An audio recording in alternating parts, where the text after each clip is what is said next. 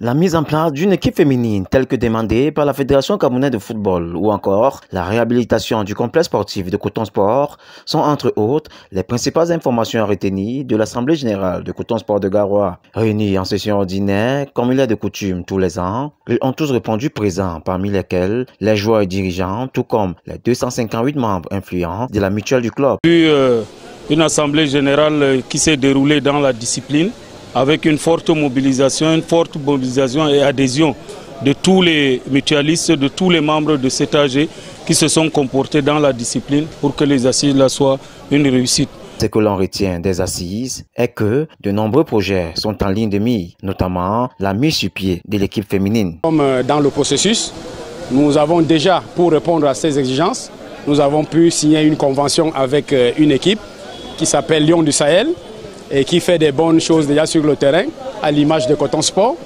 Et par rapport à la création elle-même, nous avons déjà adopté les statuts de l'équipe féminine aujourd'hui.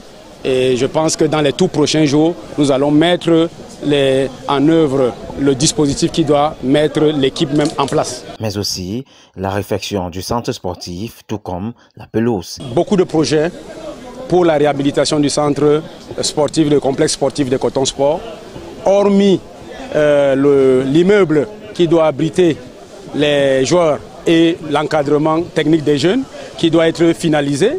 Nous avons également la pelouse qui doit être refaite, qui doit être remplacée par une pelouse de nouvelle génération.